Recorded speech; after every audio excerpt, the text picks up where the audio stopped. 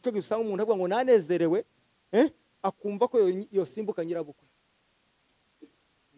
Wa mwuka rero tumwemerera gukora aya makosa, uramuvamwo hagakora bwa bupfu bwiwe. Cyo kintu cyumvishije kuko ngo itorero ry'ubunyine hagomba kuba ibintu bingahe? Ubwenge n'umwuka. Paulo yaravuze ngo siye duteranye biba bimeze gute. Ikindi kintu urabona ko umuntu uzuvuga ngo nk'umuntu usanga mu kanisa akavuga ngo niba mu Kristo wenyine, siko? Nimba uzi kuri mu Kristo mu kanisa wenyine, nta mpamvu zo kuza gusengana n'abapagani. Guma mu rugo, kuko akamaro ko kuza mu kanisa ni ukugira icyo ukura ku bandi, si ukugira icyo ubahereza wewe wenyine. Nimba uzi kugiye ku kanisa rero mu Kristo wenyine, nta mpamvu zo kujayo, kuko ikiza kitujana ku kanisa ni ukuja kugira icyo dukura ku bandi.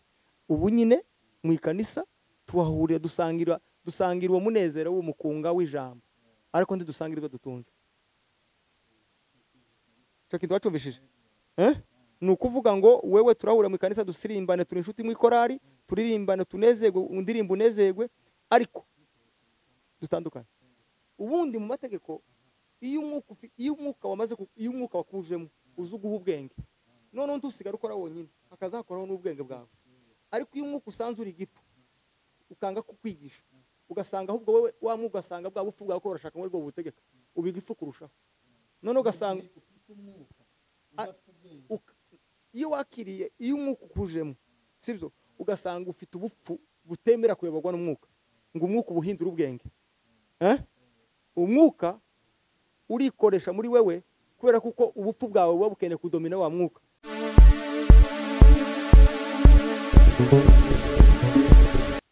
Hanyuma uyu munsi nibwo nashizeho foto yawe kuri stati yanje, nkuko nyine ntura mbigenza, kuko nje niko kazi kanje.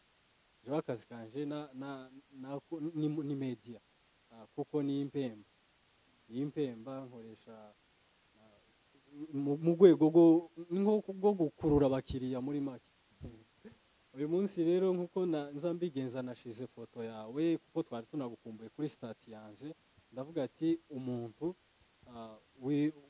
ufite ikibazo dushobora kubaza Evangeliste Michel, kuko abenshi barakumenyereye cyane, barakuzi hano mu bitekerezo byawe byiza n'inama zawe baba bakeneye.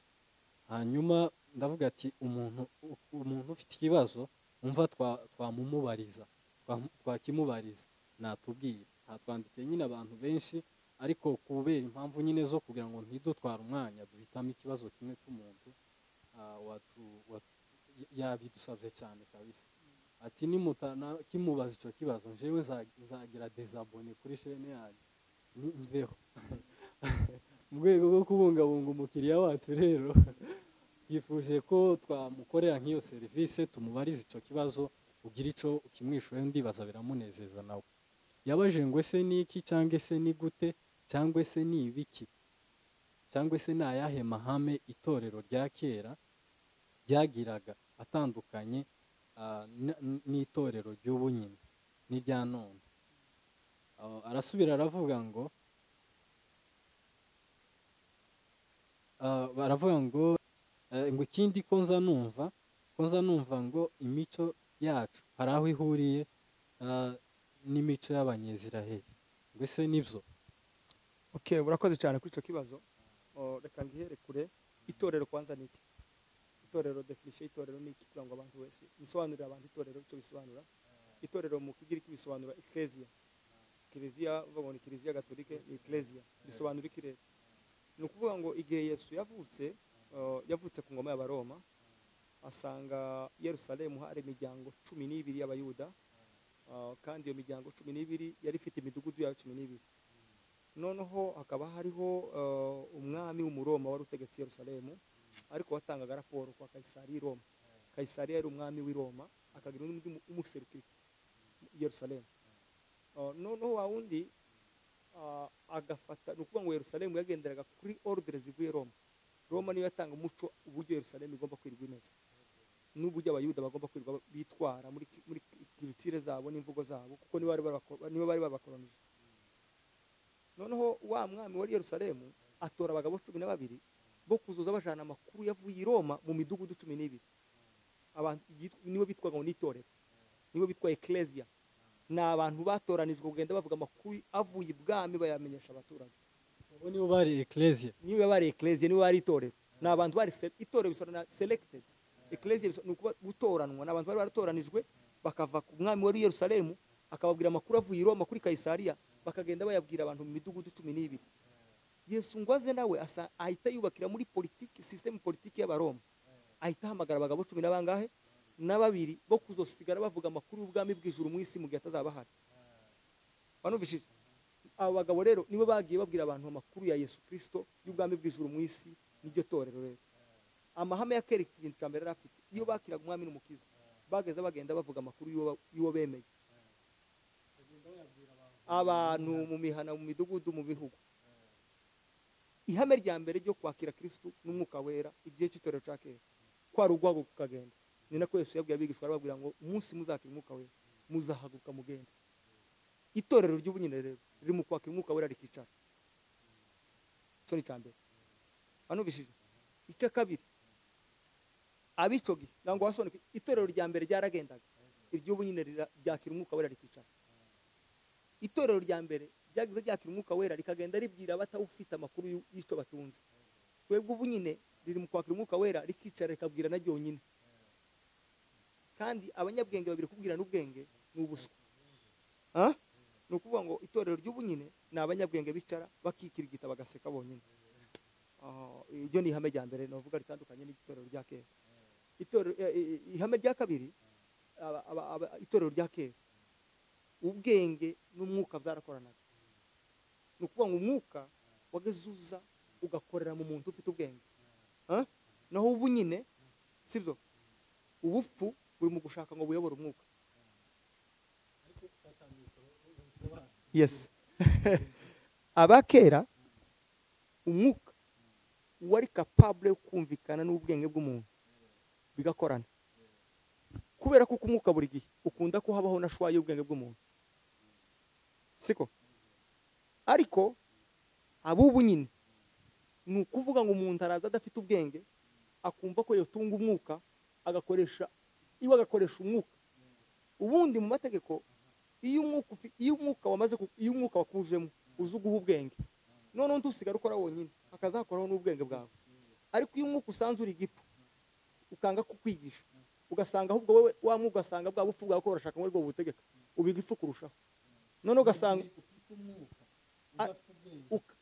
iyo wakiriye iyo umwuka ukujemo sibyo, ugasanga ufite ubupfu butemera kuyoborwa n'umwuka, ngo umwuka ubuhindura ubwenge. Umwuka urikoresha muri wewe kubera kuko ubupfu bwawe buba bukeneye kudomina wa mwuka. Cyo gisanga umuntu avuga ngo nanezerewe, akumva ko yosimbuka nyirabukwe. Wa mwuka rero tumwemerera gukora aya makosa, uramuvamwo hagakora bwa bupfu bwiwe. Cyo kintu cyumvishije kuko ngo itorero ry'ubunyine hagomba kuba ibintu bingahe? Ubwenge n'umwuka. Oya ntubona kwemera iyo ubonye ugiye gukora icyo gitendo ukuvamo ugakoresha ubupfu bwawe. Iho uriye kalte.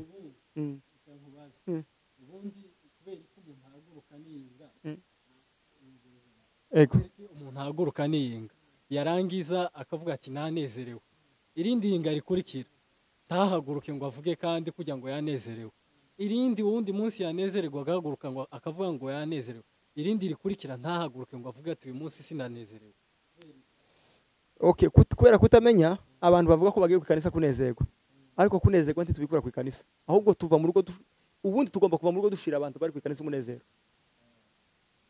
Tugomba kuva imuhira tujanye umunezero ku ikanisa kuwuhereza abandi ngo banezerwe, kusangiza abandi, ariko nticyo gushakira umunezero mu ikanisa. Cyo ndakirangije. Wabizumishe neza? Ntawuje gushakira umunezero mu ikanisa. Paulo yaravuze ngo siye duteranye biba bimeze gute. Ikindi kintu urabona ko umuntu uzuvuga ngo nk'umuntu usanga mu ikanisa akavuga ngo niwe mukristo wenyine, siko? Nimba uzi kuri umukristo mu ikanisa wenyine, nta mpamvu zo kuza gusengana n'abapagani. Guma mu rugo, kuko akamaro ko kuza mu ikanisa ni ukugira icyo ukura ku bandi, si ukugira icyo ubahereza wewe wenyine. Nimba uzi ugiye ku ikanisa rero umukristo wenyine, nta mpamvu zo kujayo, kuko ikiza kitujana ku ikanisa ni ukuja kugira icyo dukura ku bandi. Ariko nimba uzi ngo uri umukristo abandi usanze n'abapagani, igumire mu rugo ko ntacu ugiye kubasoromaho. Ijambo ryumvishije. aho ihame rya kabiri nari nkubwiye ni ukuvuga ngo ubu nyine abantu ko barakoresha ubupfu bwonyine buzira umwuka, ariko kera bakoreshaga ubwenge n'umwuka. Ihame rya gatatu barakundanaga ntawagiraga kiwe. Ubu nyine mu ikanisa tuhahurira dusangira uwo munezero w'umukunga w'ijambo, ariko ntidusangira ibyo dutunze. Cyo kintu wacumvishije ni ukuvuga ngo wewe turahura mu ikanisa dusirimbane, turi inshuti mu ikorari, turirimbane tunezerwe, indirimbo unezerwe, ariko dutandukanye.